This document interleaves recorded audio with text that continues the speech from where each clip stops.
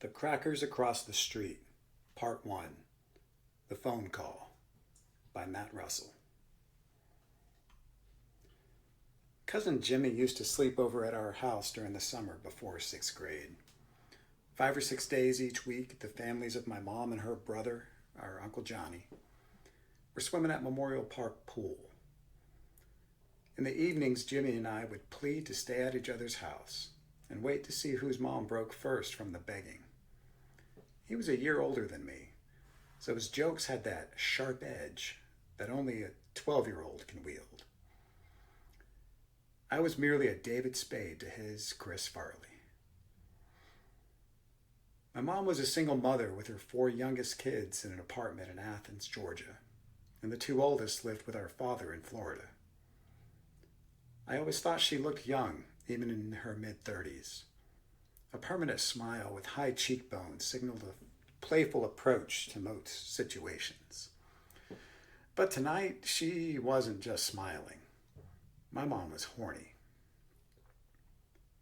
Jimmy was over that night, and we all devoured a Totino's pizza. We were probably watching Hook for the millionth time when the phone rang. My mom shot up like a relay racer, sprinting to catch it before the second ring, and taking a deep breath, released a hello, like the sound of chimes intent on casting a spell. All attention in the house went from everyone laughing at Robin Williams calling Rufio a nearsighted gynecologist, whatever that meant, to this intruder calling, whom we'll name George. George was actually the name he introduced himself with, but I don't believe him even now. Well, George was simply the latest man to enter my mom's dating life in middle-aged Mormondom. He was too tall, well over 6 feet, way too big for me to take down. Too educated, and he knew it. And too funny. By funny, I mean he loved to insult people. My mom, for instance.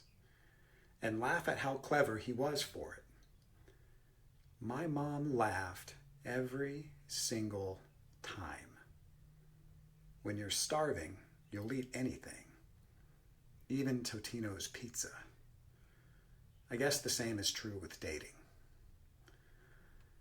Back to the phone call.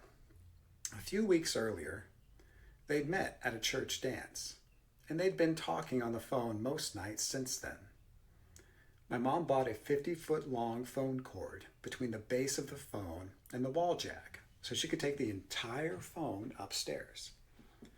So off she went, up the stairs to her room, phone cord stretching to its limit like a taut umbilical cord nourishing this newfound sensuality. The 5 kids, me, Cousin Jimmy, Angie, Jana, and Steve, we did our best to distract ourselves from this new influence over Mom. After finishing the movie and in the upswell of to live is an awfully great adventure, we played video games. Excite Bike, Super Mario 3, Ninja Gaiden, and then we fought over which game to play again. Angie, on the other hand, picked up a book to avoid all the fighting. But in between the lulls in our bickering and video games, we could hear a strange sound coming from upstairs. Girlish giggling. Now, my mom loves to laugh, which she does loud and long and clear. If I were miles away in the woods behind the projects we lived in, I could hear my mom laugh. In the same way that Siren's song bewitched the sailors in the Odyssey, my mom's laugh set dogs barking for 10 blocks. And now she giggles. Giggles. The cheap white clock in the dining room ticked loudly. Minutes turned to hours, and hours seemed to turn into days. Ticking, giggling. I want to play Excite Bike, Steve yelled. Ticking, giggling. I swear my mom was on the phone for 10 years that night. The ticking and giggling both grew insufferably loud, and the hands of the clock didn't move. Is your mom still on the freaking phone? Jimmy was no longer amused by the uncomfortable chaos. Yeah, we're used to it. She does this every night now. I tried to play it cool for Jimmy, but he wasn't convinced. So, do you like this new guy? Nope, he's a turd, Jana chimed in. Mom, Jana said turd. Steve, the youngest, had no mercy for someone else's turn to be in trouble. Jimmy shook his head. Dude, you can't let your mom end up with a turd. We gotta do something.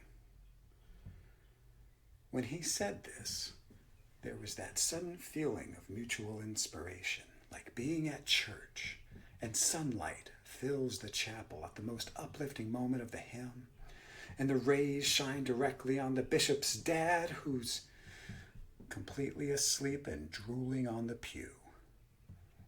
We all looked like that, staring at the stretched out phone cord. Without a word, I pounced. As quickly as my mom leapt to answer, I leapt to yank it out of the wall. Surprise painted Angie's face. She's the responsible one, after all. But joyful glee spread on everyone else's, especially Jimmy's. Then we heard the footsteps coming down the stairs. Ooh, Foom Foom, you're in trouble. Right when Jana said it, Mom appeared, eyes afire with righteous indignation. Matthew Raymond Russell, you're grounded. No pool tomorrow for anyone.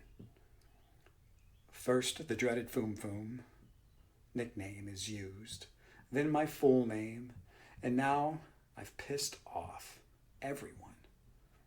Also, she added, George will be coming over for dinner tomorrow. Steve, bath time. Jana, clean up the living room with Angie. Matt, you and James clean the kitchen. With sudden marching orders in place to quell the chaos, all of us kids sullenly complied. Cleaning the kitchen in full context means clear the table, put away the food, do the dishes, and take out the trash. Much more work than everyone else was given. After a few minutes of silence, Jimmy stopped. That was crazy. Are you okay? I'm good, just kind of pissed. I was furious, filled with rage. Not going to the pool meant that I couldn't see Katie Fry, the most beautiful and physically developed girl at the pool all summer.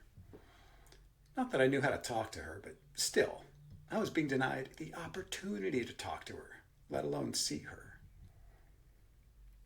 Because you can't see Katie tomorrow, Jimmy said, punching me in the shoulder. I stomped on his foot and laughed off the pain. It's cool, man. She's hot. She's into you. She told me. Well, what do I do about that? She's going to Catholic school. I'm stuck at Hillsman, and summer is almost over. I don't know, but for starters, Jimmy clicked his tongue. We're going to get back at your mom's boy George.